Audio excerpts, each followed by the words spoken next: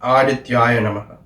Good morning, everyone, and welcome to Swami Agneshwara Suryananda Satsang. Today, we're going to be talking about one's identity in the material world. You see, one's identity in the material world is divided by many things. Because you see, originally, we are all souls, limitless beings with unlimited potential. We can be anything and we can be anyone. And so, why is it that we have such a skewed identity in the material world when we are still souls? Of course, we are souls trapped in flesh, but we are still souls. So why is our identity so skewed? It is very simple. You see, the reason our identity is so skewed is because of the various effects that the material world has on ourselves. You see, the first effect is that we are existing in an existence with others.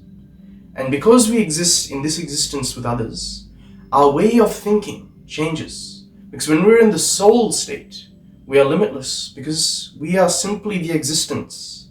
But when we are in the material world, we are existing with the existence. And so, when we are existing with the existence, you must understand there are various mentalities or ideologies that we force or convince ourselves to believe without our own knowledge. The first concept is what others think of us. Because you see, we are not souls now, we are flesh. So now, what others think of the flesh, the body. Next is what we think of the flesh or the others. Because you see, when one says to us, you are very handsome, that is one concept we are trapped into. Because what others think of us, and then what we think of the flesh. Let's say we watch some of those working out ads that they put on. And the people always have the pictures of the six packs and the women are very thin and slim. Then we'll look in the mirror and think, is our flesh too fat? Oh, maybe I'm a fat person. This is us, what we think of the flesh. Because at the end of the day, we are simply light. We are the soul, and we come from the light palace. But since we are in the flesh, what others think of the flesh and what we think of the flesh are two forced concepts onto us. To be honest, we are not even flesh, but what to do? We are in the material world. Third concept, that is what we think of others. You see, you must be wondering, how can what we think of others affect how we think of ourselves? It can.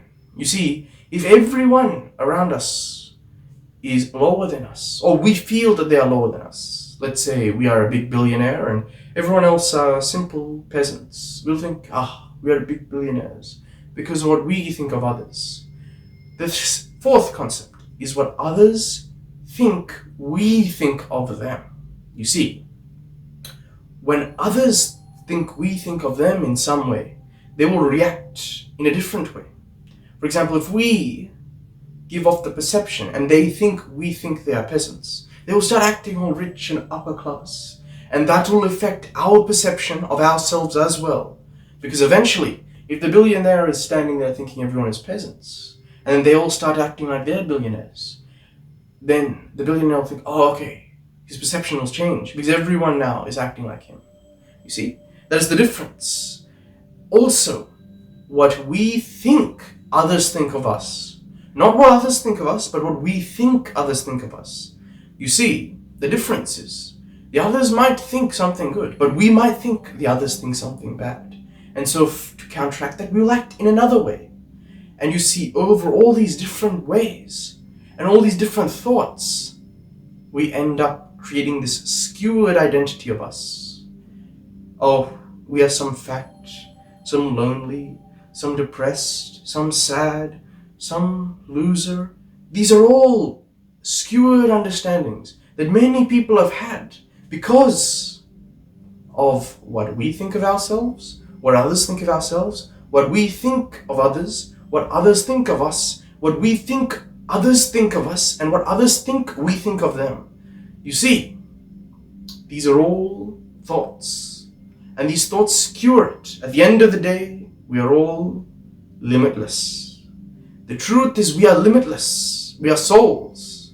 But unfortunately, because of the various skewed ideologies and skewed thoughts, because of this existence, because we exist with the existence instead of being the existence, unfortunately, because of that, these skewed thoughts corrupt us. If you are a doctor, some people, they will think, oh, I am a great doctor. You see, doctor is a profession. It is a skill. It is a skill that the soul has acquired while in the material body. But some people think, I am the doctor. You cannot be a skill, but you can have a skill, you see. And that is another misconception. You must start thinking to be able to break this augmented, this skewed mentality. You must break every thought you have had. If someone says you are a good father, if someone says you are a good doctor, if someone says you're a good cleaner, if someone says you're a good mechanic, whatever it is, if someone says you are a bad doctor, if someone says you're a bad mechanic, if someone says you're a bad father, whatever role that they have given you, whatever perception they have skewered you into believing, you must think they're talking about the flesh. I am limitless. I am the soul. I am eternal. And you must reawaken the true state, the state of eternal thinking. And so, you must complete yourself with the understanding. This is how you can break the identity that you have in the material world. I hope this has helped. Let us break the physical identity we have in the material world and reawaken our self-realization that we are limitless, we are eternal, we are the soul. Thank you. Let us let this light of the sun guide us all. Adityaya Namaha.